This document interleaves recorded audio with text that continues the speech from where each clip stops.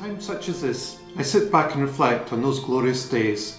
The wooded valley with mist rising from the distant stream, the call of the eagle eating fruit from the tree, a leopard curled around a lamb, both at rest, the rich smell of the earth and honeysuckle assail my nostrils.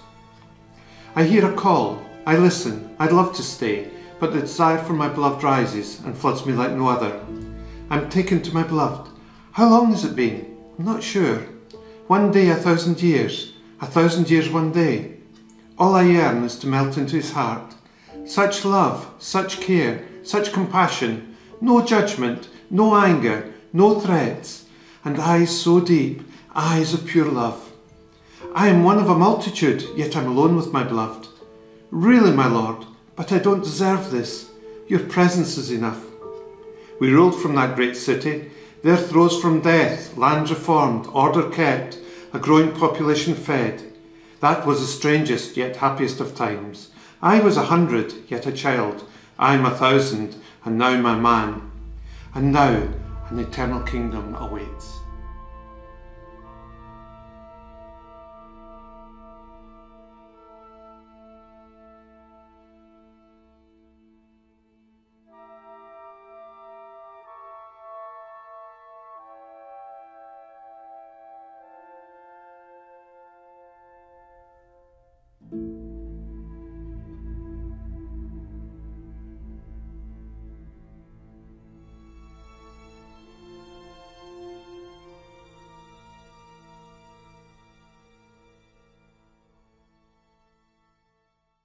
Welcome, Paul, to the studio today. It is a great pleasure to have you with us. It's a pleasure to be here.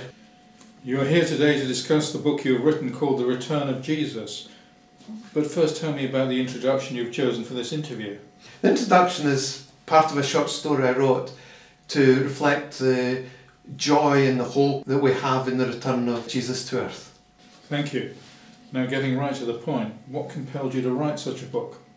Well, I've always had an interest in the return of Jesus, and as I sat chatting with friends, we were trying to, of course, work out what was going to happen. I thought there was actually a need to go back to the Bible and see what the Bible's got to say about it. So I spent a fair bit of time going from Revelation through to Genesis, through to prophets, through to Matthew, back to Revelation, backwards and forwards, and I built up copious notes on the subject, and of course these notes form the basis of the book that you have before you just now. What makes your book distinctive, and who would you recommend it to? The book's been written reflecting my own personal journey through the subject. It tends to cover more of the whys and the wherefores of Jesus' return rather than just listing a series of facts. The book is really suitable for any person that's got an interest in the return of Jesus. I would say it was non-academic in approach, and it can be read through from cover to cover or looked into for specific facts and information. You talk of the need for the Jewish nation to return to Israel. Why does she need to return to the land, especially when it's believed that the Antichrist is going to lay it to waste? Before I answer that, I would like to state that the prophetic word in the Bible is literally going to come true. So it's from that basis I can now answer your question.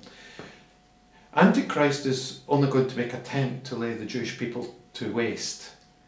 And the word actually says that God's going to provide a place of safety for the children of Israel during this difficult period.